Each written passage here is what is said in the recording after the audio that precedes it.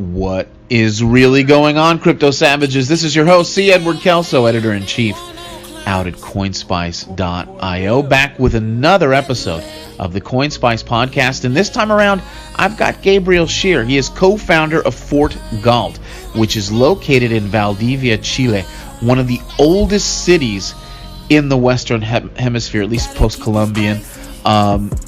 He is a Canadian expat that in his mid-20s got all into crypto, kind of dovetailed with his love of libertarian ideas, which often happens, and it sent him on this journey that 5 years later he is making real. We sit around and talk a lot about getting away from the system, of doing your own thing, of taking the sort of the logic of cryptocurrency and building outside of the system and reimagining the world. Gabriel Scheare is actually doing it. And before you get mad at me, these are all scams and are land grabs, and trust me, he knows, he's very aware of that, as am I. The difference is Gabriel's actually doing it. They've broken ground. They're building. You can see in the show notes page all the documentation there. And he is actually a victim of some of the earlier scams. And as we were taping, just so turns out that a very famous scam, or at least alleged scam, Bitcointopia and Morgan Raccoons basically pled guilty to wire fraud and related issues there.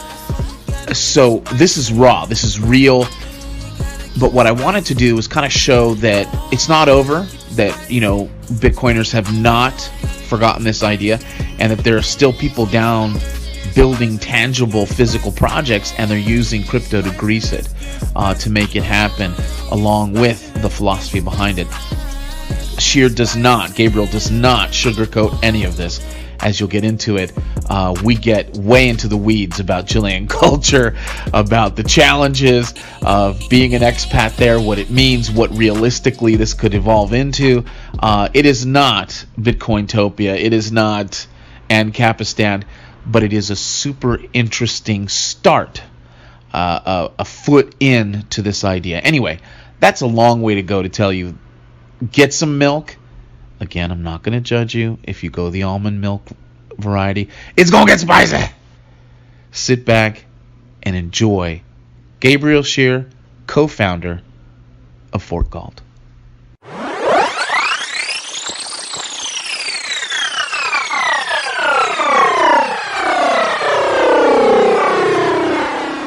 What is really going on, Crypto Savages? You are listening to the CoinSpice podcast with host C. Edward Kelso, Editor-in-Chief at CoinSpice.io, your home for spicy crypto things on the net. I am a giant, long-time fan, as we just kind of discussed here. Is it possible that I've been following you for something like 5 years? Is that even possible? Have you been doing this sort of thing for 5 years? Yeah, it's all kind of a blur now, but it has been pretty much 5 years now since I got down here in Chile. Damn, that's incredible. So let's kind of start off from there. First off, where I think you're Canadian, right?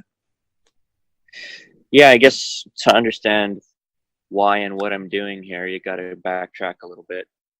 Around 2013 or so, right when Bitcoin was becoming user-friendly for the masses with the blockchain.info wallet and all that. Right. I was getting into it, then I got mining. Friends and I were setting up Bitcoin ATMs and getting people to use the currency in Vancouver. And so everyone's excitement was bursting and we were all having a great time. And around that time I was seeing ads on YouTube for a real estate project in Chile that was accepting Bitcoin. So I thought, well, naturally, all the cool kids are going to move down there now. So I got it in my head to sell all my stuff and move on down there and jump in. Wow. And how long ago was that? When was that? 2013 is when I made the decision, and then I ended up getting down here 2014, the very start of it. So now, just to step on you a little bit. So you're in Vancouver, Canada. is there anything in your Yeah. past? Is there anything in your makeup that you would eventually be, and one of the oldest cities really in the Western Hemisphere, in a Spanish-speaking nation in Chile? I mean, is there, or is this just completely, what you said is that you just got it in your head and you were going to go? Well, I had caught the libertarian / objectivist / anarcho-capitalist bug around that time. And there was a lot of overlapping philosophy between those camps and the Bitcoin camp, and with a lot of the people that were moving down to this project in Chile.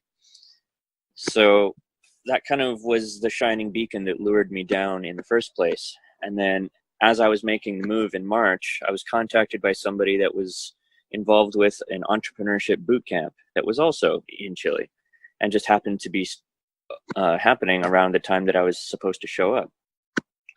So it sounded like a great way to kind of get my feet wet and get into the country, and because there was going to be a lot of English speaking people involved, and it sounded like a lot of them were kind of humming on the same wavelength as me, and it'd be a good way to introduce myself to Chile. So I signed up for that and jumped in, and that lasted for about 3 months. It was on the coast, Viña del Mar.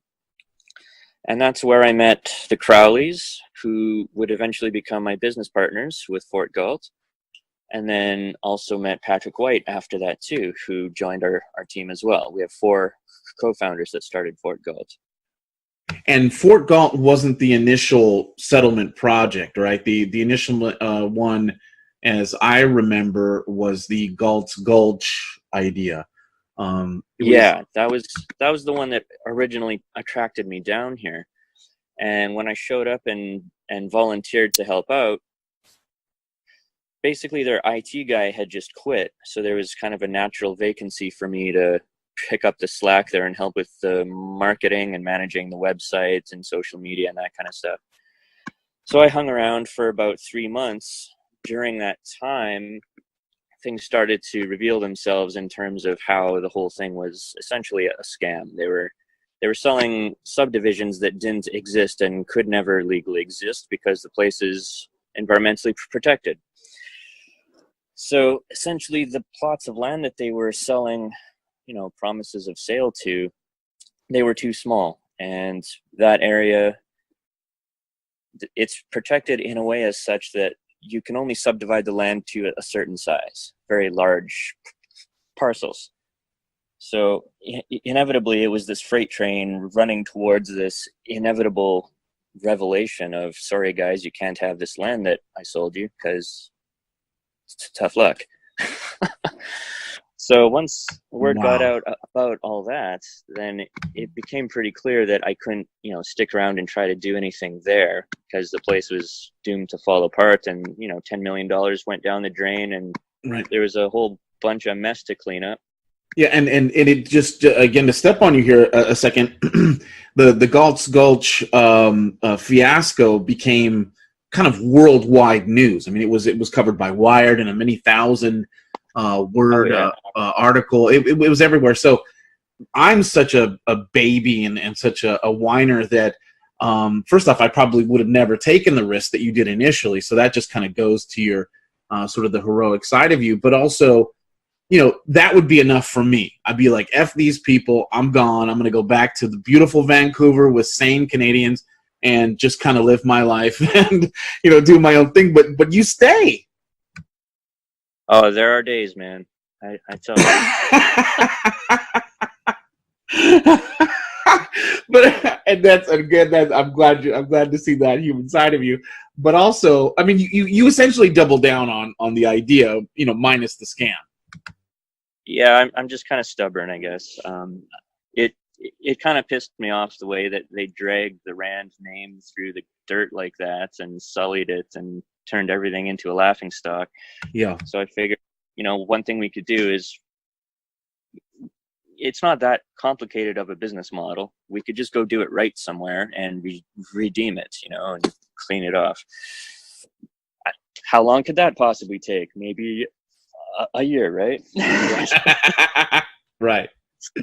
Right. So the goal is, just in case I didn't make it clear enough in my questioning, the goal was to sort of create out of your entrepreneurial boot camp and meeting all these exciting and interesting people, and then kind of going off to apply these ideas, these lessons, and seeing it, fall apart for various reasons. The idea, the whole goal of it, that becomes Fort Galt, is to break away, to make an intentional community, right? Yeah, I mean, we love to sit back and philosophize about who will build the roads and how things would work in a theoretical perfect society that's voluntary and all that. But taking it to practical application really tests the theories and forces you to consider every little aspect that you normally wouldn't have to. So it's been really good for me in that sense, because it's forced me day after day to kind of rethink the things from a practical perspective and really test the theories that I have clung to. Yeah, and of course, go ahead. And of course, things have taken a whole lot longer than we anticipated they would in the very beginning, because when we started, we had kind of the perfect combination of enthusiasm and just rabid ignorance. But I think that if we didn't have that, like if we had known how hard it was going to be and how long it would take, we might not have taken the leap. So I guess it's kind of good that we didn't know too much. Wow, that's incredible. And so you land in Chile. Now Chile is for people who don't know, who've never been there. Chile has a very interesting mix. It's certainly, if not the oldest, I guess, post-Columbian society, New World society. It's right up there.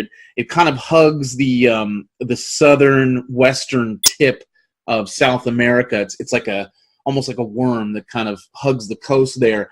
And where I've been able to determine Valdivia, where you are, is just slightly south of Santiago and right on the coast. Is that right? Yeah, it's about a 10-hour drive south of Santiago. Okay. It's a really long drive. I mean, the country's basically as long from north to south as the U.S. is wide. Wow. Okay. Yeah, that's a great way to put it. And why? Okay, so why? Because again, you're there, and I get that. Again, I would have taken off long. I don't think I would have ever gone down there. I'm such a baby. But you're there. Obviously you want to stay there. Are there certain advantages, before we get too far ahead here, that you could see already about being in Chile, in Valdivia? Well, I think part of what attracted a lot of us to Chile in the first place was its geographical composition and just where it fits into the world. Because, I mean, a lot of us at the time were seeing signs of instability with the U.S. and with, the northern countries in general. And we were looking for somewhere that, we could have a healthy bit of distance from all the craziness. And then when you start looking into things like how the weather patterns would contain all of the nuclear fallout should anything like that happen up north, and just how everything's kind of disconnected down here, and how there are no targets that would be of any value in any major global conflict and all that kind of Holy stuff. Crap. Uh-huh. Oh yeah, there's so many little things like that come into play when you're thinking long term. See, that's the difference between you and I. I'm thinking, are the chicks hot, and how much does the rent cost? Gabriel has got his Gabriel's the intellectual visionary. I'm the dolt. Gabriel's like, look, man, in a nuclear fallout, we're going to be relatively safe. Yeah, I'd say you've thought this through, but go ahead on the advantages. Well, it's like, where do I want to have kind of my home base that I can fall back on? Because I'm, still relatively young. I just hit 30 here fairly recently, and I got all kinds of stuff I want to do in the future. But it would be nice to always have somewhere that you can feel safe, that you can come back to if things don't work out so well, So Chile just kind of struck me as being a perfect candidate for that sort of a fallback place, home base. And, the Crowleys and Patrick and our first members that joined up one by one kind of shared that idea of like, this is a a nice little pocket to call home and feel safe. And when you're in that supportive, safe environment, you can feel more relaxed and free to experiment and share ideas and start, developing new ideas and start businesses together. And that's what kind of led us to the entrepreneurship theme of things, is that we just want to live somewhere where we can develop ideas with each other and start projects and have like an incubator that we can always feel like we aren't stuck. We aren't just doomed to stay in a particular paradigm or way of doing things. We're always not only free, but encouraged to push boundaries and collaborate with each other to do creative problem solving. That's just kind of the environment that I want to live in. So I guess we just had to take the first step and keep going until it somehow comes together. That is crazy. And was there a lot, or is there still a lot, or do you find that people have when they come down there from places in the north and English speaking worlds in particular, there's a lot of kind of culture shock? There can be. It kind of just depends on your own personal preferences and how you take to the Spanish language and the Chilean culture. It's not for everyone. Some people will like it more than others. It's just a personal preference thing. Personally, I'm not a huge fan of it. That's interesting. It's been something. Yeah, it's been one of the challenges. Like if I divide everything into two columns of like pros and cons, I would put the culture and language stuff into kind of the cons, the barriers that I'm always having to deal with. But and how so? Just I don't want to dwell on the cons too much, but this is I think a practical consideration where some of us get all excited because especially if you look at the pictures that I've been seeing on Facebook, because we're BFFs, that I go, wow, this is incredible, and yet there are some practical issues. So just briefly, kind of touch on those. Yeah, so like in terms of the culture, I mean, you kind of got to get a large picture of it to really understand what I'm talking about. So like in terms of safety and crime and that sort of thing, there's no violent crime here, really. I mean, there might be the occasional incident between, gang members or personal whatever, like there is everywhere. But it's not the kind of place where you have to worry about walking out at night or anything. It's perfectly safe from that aspect. There's nowhere in town here that I don't feel safe. So there's no like violence to worry about in that sense. But that's not to say that there's no crime. There's plenty of white collar crime. There's plenty of petty scamming and like thieving things out of your suitcase. I remember the first time we came down here, we lost a few items out of our suitcase to thieves. Our construction site has been robbed a couple of times. So stuff like that is annoying, but of course there are a few places in the world that doesn't have some of that. So, I mean, right. I guess maybe I'm being a little hard on it sometimes. As long as you take, reasonable precautions and things, it's not a big deal. There is a lot of bureaucracy though. So in the US, of course, there is too, and there's a lot of really big barriers that are hard to overcome. So from the entrepreneurship aspect, it can be really hard to start a business in the first place in the US sometimes because of regulations and taxes and various barriers like that, laws. Down here, you don't have that problem. You can start pretty much anything, and it's usually fairly easy to get going, but there's a whole lot of little tiny annoying steps along the way. Everything's got to be notarized and stamped and fingerprinted, and you got to have a national ID card. There's just so much crap to wade through, and you just have to kind of numb yourself to it sometimes. All right, and so you fought through all that. So these are some of the basic sort of practical everyday. Oh, yeah. This is the stuff that you can never really know or anticipate until you just get down here and start swinging. There are lawyers and stuff that will handle things for you, but that's just a money pit that never goes away. because there's an endless number of things that these legal fixers can do for you, and they will do for you, and they will charge you for, whether they're completely necessary or not. Yeah. So it's just a learning process, and as annoying as it has been for us, I like to think that we can kind of spare the rest of our members a lot of the headache, because we know from experience now what's necessary and what's not, and what to do when, and all that fun stuff.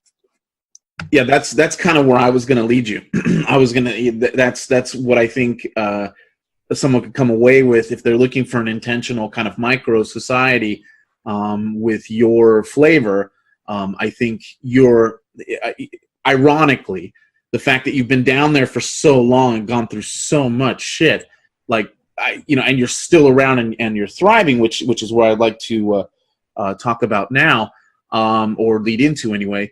It says an awful lot about you and your character and your business partners, but also the fact that you guys know from Chile, you know from Valdivia, you know how this stuff works, and hopefully how to make it work. So, man, when I've been watching this go, and I saw, years ago, you were one of kind of a handful. There were the Seasteaders, there was Lieberland in Europe. There are a couple others kind of floating around, all these people with these grand ideas.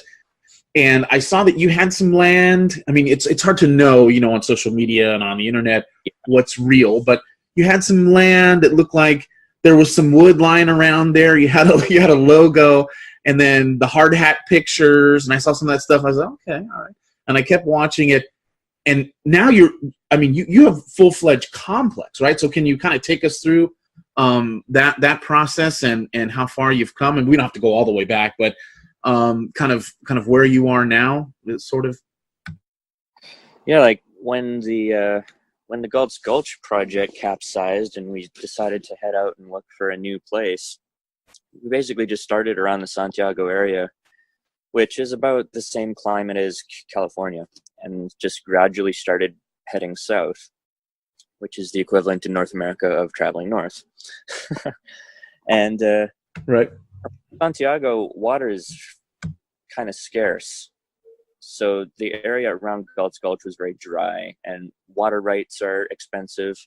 So knowing all that, we wanted to look for somewhere where the water was plentiful and that wasn't going to be an issue. Valdivia is the rainiest city I've ever seen in my life. It's ridiculous. Half the year, it's just rain. Like, I don't know if you saw Star Wars Episode 2, where they were on that planet where they hatched the clone army. It's like that. Wow.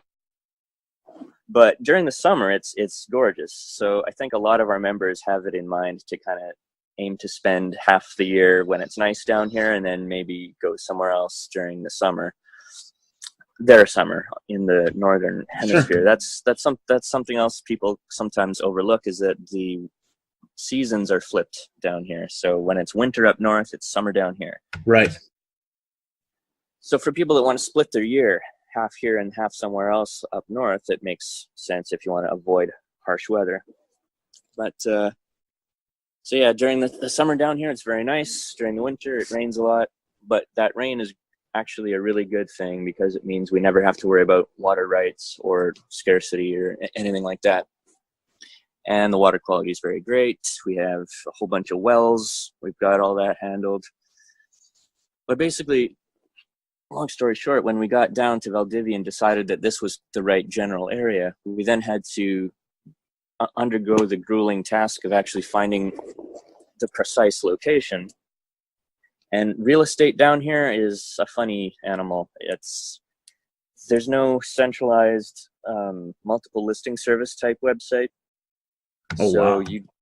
you just have to drive around and look at signs and write down numbers and call people up and harass people. And there's a couple of websites like Yapo, or there's the Facebook Marketplace and stuff like that, where you can find a few listings here and there.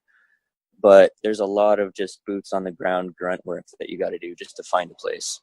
And then once you find a few candidates, you have to go and make sure that they check out.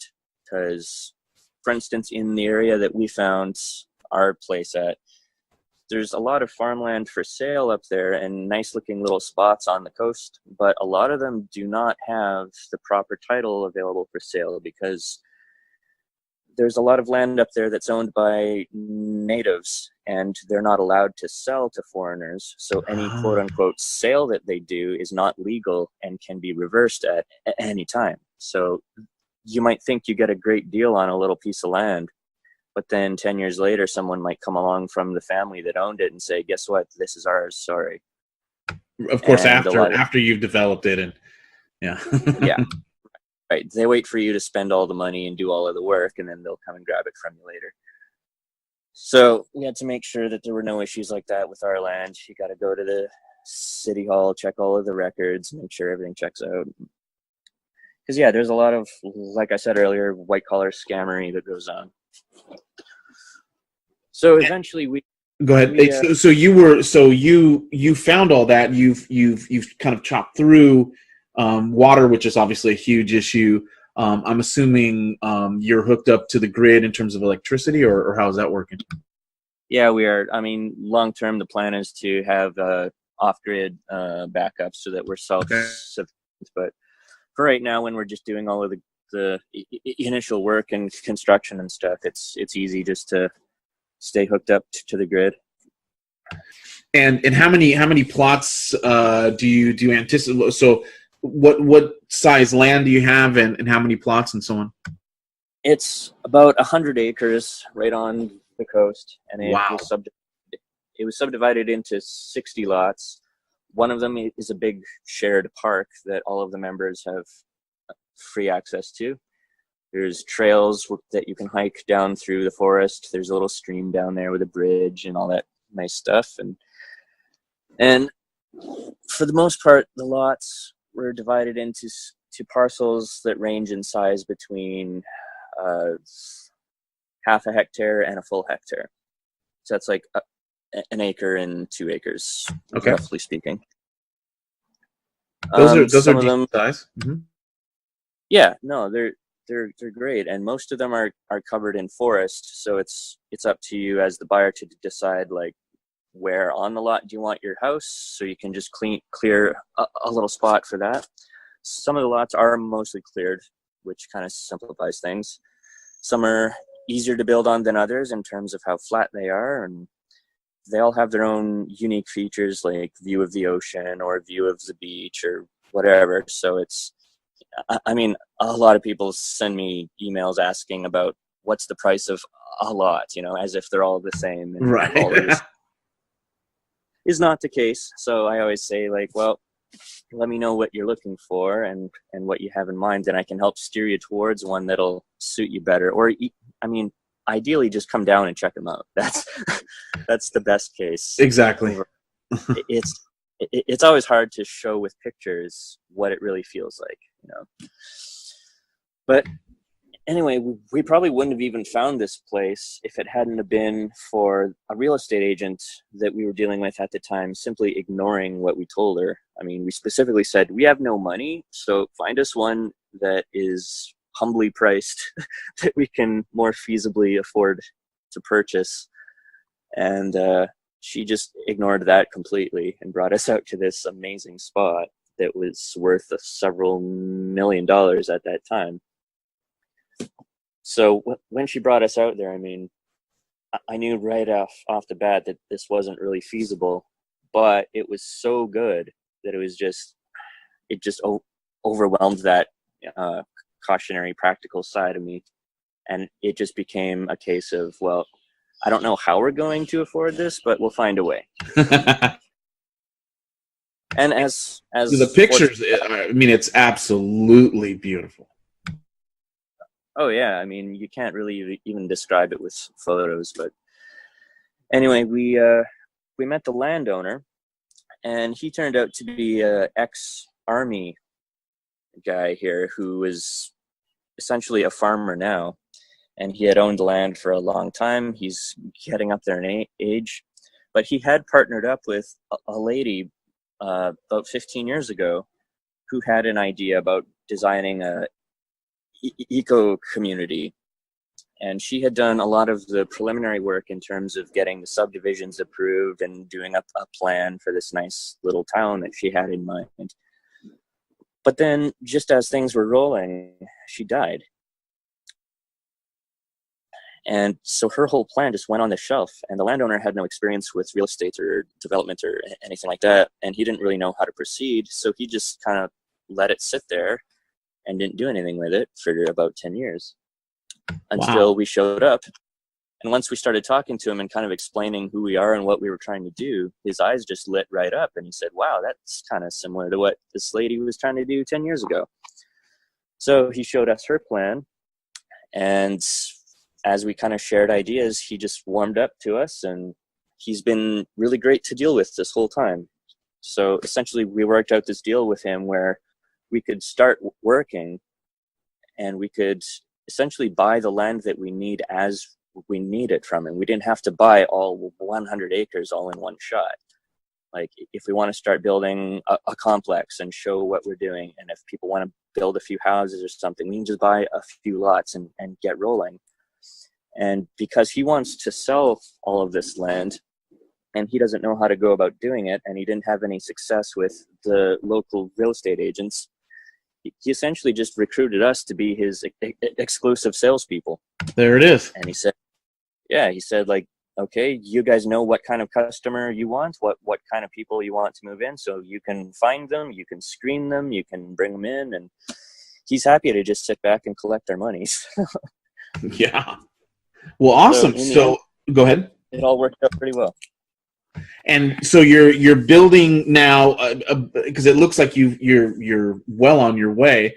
Can you kind of tell the folks how far you are in terms of actual, construction?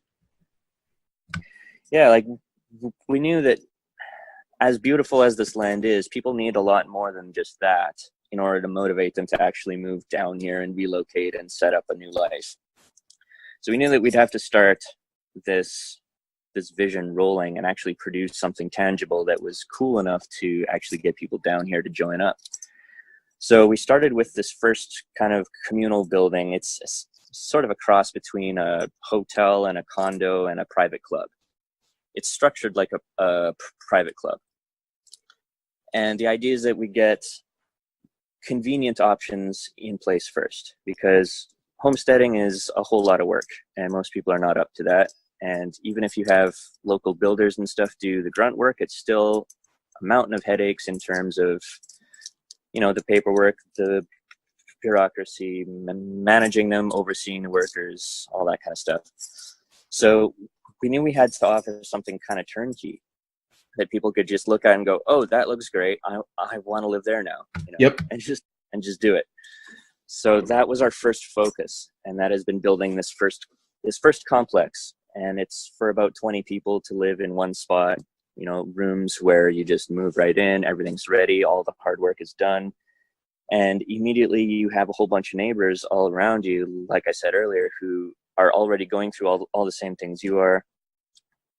We're on site to help you with anything you need in terms of relocating, dealing with visas, anything like that, finding, services, groceries, whatever. And just have like a very tight-knit group of first movers. And so right now, almost like your personal concierge. Yeah, pretty much. But like at the entrepreneurship boot camp that we all met at in the first place, the guy running it, that was one point he constantly harped on, was the value of just getting your minimum viable product up first. And then your first movers, your first users can help you refine it and then expand afterwards. So that's kind of the approach that we've been taking this whole time. Like, in the very beginning, we had these huge ideas of how big our thing could potentially be and all the features it could have and stuff like that. But as we got more serious and down to business, we had to say, okay, what do we actually have to work with? What can we feasibly do and do quickly enough to actually have a shot at completing it and not have it just turn into this lofty dream that never takes shape? So ultimately, this building that we're building right now is the manifestation of that. And we've been working all year here. The framing is almost complete. They just have to put the outline of the roof on now. They've done the first 2 stories, and they're already closing it up. The goal is to have it all sealed up and essentially weatherproof by the end of the season, so that when the rains come, they can keep on working inside and not have to stop. Awesome. And for people that want to move, I mean, there's plenty of places in the world to move that are wonderful, that are gated, intentional communities. What will be special about Fort Galt? What kind of people are you looking for, or are you, I guess, marketing to or trying to entice? Well, it definitely helps if you have your own income situation figured out. If you're a freelancer, if you're an entrepreneur, if you're able to move around and not be dependent on a job somewhere else. That's obviously a very large factor in most people's lives. So we knew right from the beginning that would have to kind of be the angle that we work with. Is, you know, we're not trying to get you to quit your job or find a new job down here, which is also difficult for foreigners. Ideally, you want to be a freelancer and be flexible in that sense. And part of the beauty of that boot camp that we were at is that it was this environment where all of these budding entrepreneurs, they were living in a pretty tight spot together, seeing each other not all day, but a good portion of each day for 3 months straight, working together, working on projects, and a lot of ideas would pop up and partnerships would form, and it was just this creative catalyst.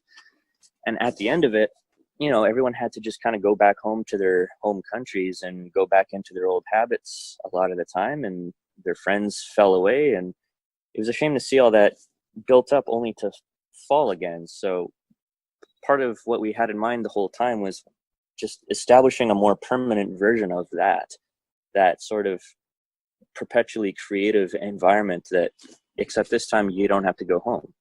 You actually live there. You have living quarters, and, you know, there's no clock that you have to worry about, because that's your home.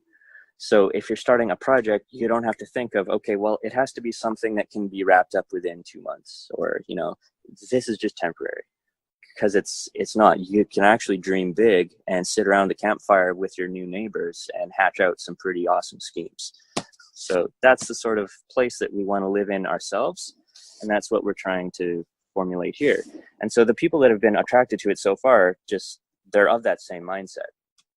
They're looking for the same thing. And I mean, I didn't even know in the beginning if there were that many people like that out there to begin with. Right. who would actually, you know, want that as bad as we do and be willing to take that kind of a leap. So our first movers are crazy. I mean, they're almost as crazy as us. But and go ahead. They're the exact kind of crazy that I want more in my life. So well, crazy is what we do at CoinSpice. Crazy is who we are. And so on that note, how is crypto played a role, or is playing a role, or will, or however you want to frame it, in Fort Galt and the community you're building down there? It's just part of the fabric. I mean, it was part of what allured me down to Chile in the first place. I mean, Galt's Gulch was accepting Bitcoin, and that's what kind of set it apart from everything else and attracted me. And then, I mean, from a practical side, it's so much easier for foreigners to use for something like this. Like sending wires through the bank and the SWIFT system and stuff is such a nightmare sometimes. And like, especially for US customers. I mean, they've got the IRS and the SEC watching, and there's all these little things that some of them have to be wary of, you know? So crypto just really removes a lot of those headaches and makes things so much simpler. So all of our members have been using it this whole time, and it's really made a lot of aspects of the project go so much more smoothly. And so what you're saying is you've actually had people pay for their plots with crypto. Almost all of them, yeah. Wow, that's awesome. And so do you anticipate that to just grow in terms of the little economy that you'll have sort of independent of everything else? Do you anticipate that just growing within your society there? To an extent. I mean, to be honest, it's really hard to make any sort of claims like that when you still have to function in someone else's world. Sure. So this is not a sovereign country that we're staking or claiming to be separate from Chile in any way. I mean, this is just a gated community within Chile. We're under Chilean law, all of that. So, I mean, people still want to function in Chile. We hire Chilean workers to do the building. They don't accept Bitcoin. I mean, it's right. I mean, Chileans in general are kind of slow to pick up on new technologies and implement them too. I mean, I just started using credit cards not too recently. I mean, yeah. So there's the natural distrust, which I find kind of warm, but of non-cash transactions, right? Right, and just any new thing coming out of the West, so to speak. You know? Yeah, probably for good reason, but yeah. Yeah, everyone's got their reasons for sure. But man, sometimes you just want to pick someone up and say, dude, why don't you digital? Websites. Yeah. We've got this thing called the internet now. Finding a functioning Chilean website is like a needle in a haystack. But, wow, that is crazy. Well, that's also an opportunity too, right? You would think so. And maybe it will turn out to be one. But the reason there aren't functioning websites are because they don't understand the value of them. They don't value them in general. And that's not necessarily a bad thing in the bigger picture, because you'll see a lot of African countries, for instance, you know, they just skipped over landline phones entirely and went straight to mobile, and now they're using mobile minutes as their own currency. And all these weird little aberrations happen just because of how technology was adopted. So here, for instance, I mean, Facebook subsidizes the carriers and everything. So when you get your phone and you get it recharged with service and stuff, Facebook is free. So there's a lot of people that just run everything on Facebook and don't even use the regular internet. You know, they think Facebook is the internet. Right. It would become synonymous after a while, sure. Yeah, so everyone's got a Facebook page, but they probably don't have a website. Wow, that's really, really fascinating. But then again, I think that's an opening for you guys, or it could be potentially anyway. There's so many opportunities like that here, but they're not just like magical opportunities that you just push a button and all of a sudden you've capitalized on it and it's done. There's a lot of work that you got to put into teaching the market why they should value this thing that they don't have. And building out that infrastructure. Sure. That's a whole other game because go ahead. Like I had a friend down here from Croatia who was a professional photographer, and in Vancouver, I mean, that means that's a solid gig that anyone can pay their bills very handsomely on. Like, everyone needs weddings and anniversaries, all kinds of events and stuff done, and that's a very normal thing there. But down here, it's definitely not. Everyone thinks that, oh, I need pictures taken, I'll just shoot it on my phone, or here's a little $100 Canon reflex camera, I'll just use that. You know, there's no appreciation for professional photos. So he was having a really hard time just teaching the local market why they should hire him in the first place. Wow, that's fascinating. That is really, really, really fascinating. And so when my crypto people want to get a hold of you, they want to buy their plots of land, all that seems to be doable. Oh yeah. What's your so going forward, I think what you said is the idea is to have a minimum viable product. People see it, people live it. You let those people kind of sell it through example and kind of sells itself sort of thing. And you inevitably want to make this a turnkey project that people can just go down. They don't have to get shovels and axes and stuff. They just go down there and they walk into their home and they're ready to go. More or less. So what's your plan for the future? Well, this is kind of a unique time right now because we're in that sweet spot between cheap but high risk and expensive and low risk. Our first people to join the project were the crazy pioneers who got in at a good price, but that's because it was you know, on paper quite risky. There wasn't anything built yet. It was just a dream and a couple of crazy dudes in Chile, you know. So that time has passed now, and we're in that halfway point where we've got the project rolling, the construction is underway, you know, that risk of will it even happen is gone. But we're still not quite at that point where it's done and it's all shiny and it sells itself. It's in that awkward halfway point. So it's a good time for people to jump in who have had their eye on it or have been looking for something like that for quite some time, but weren't sure maybe which way to lean or where to go. If you've been looking for something like this, I mean, this is a great time to visit while the weather's still nice. We've got a few people coming down now, and I mean, there's always room for more.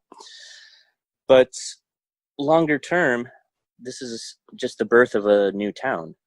I mean, all my ANCAP and libertarian friends and stuff talk about how society at large should function, but there's a lot to be said for just starting a town, just a little town, just a little village, you know? Yeah, just let's see you do it. Yeah. It's like Jordan Peterson, you know, he says, clean your room. Well, okay, that's a great first step. After clean your room, maybe clean the rest of your house, get that in order, maybe a farm. That's how I grew up, was on a farm, and that's, you know, quite a bit to manage. But on the farm, we had neighbors, and if you had a fire or if you had a burglar and you had to call a cop or a fire department or something, that was at least a half an hour drive. So that wasn't really very feasible a lot of the time. So the neighbors just kind of de facto functioned like a little country almost, where if they wanted a road built out so that they could access a field or something, they didn't call the government for permission. They called their neighbors. You know, they figured out, okay, who would benefit from this road? Let's call them. Whose land would it have to go through? We should call them and get their permission. And it just, everyone voluntarily organized and sorted this stuff out.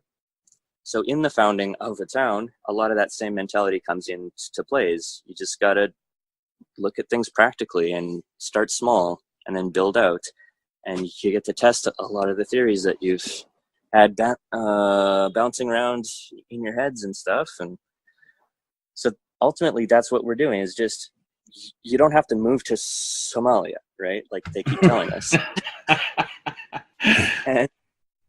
And we are big fans of seasteading.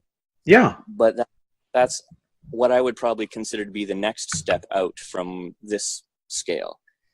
Because to do that on a similar scale as a town would require a lot more investment. Sure.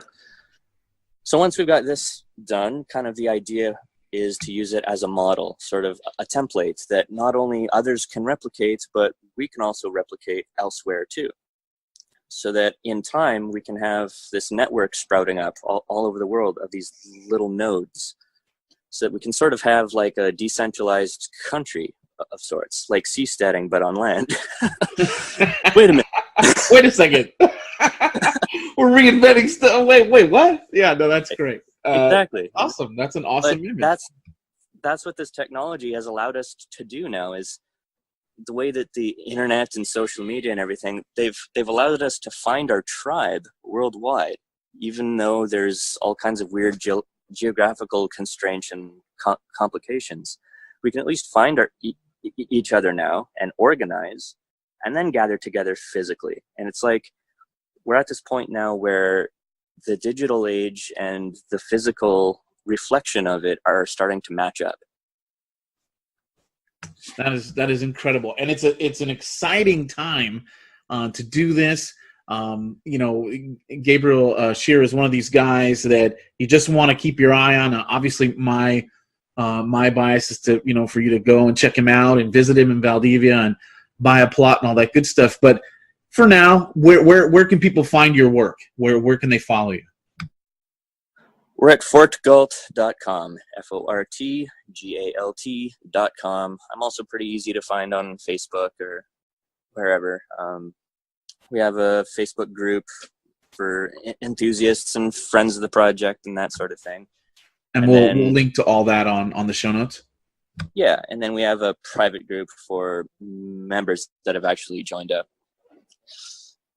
Very, very nice. Well, wow, man, I've kept you for far too long. What a fantastic update. Super excited to see where this goes and how you guys work this out. As I said, I followed this for, half a decade now. And so it's amazing to see your steadfastness. If you're looking to invest in one of these kind of crazy, wilder ideas, I think Gabriel really is the dude to seek out here. I don't want to rank all the different projects, but he's, Fort Galt to me has ascended past really everything else that's out there. So do give him a look up.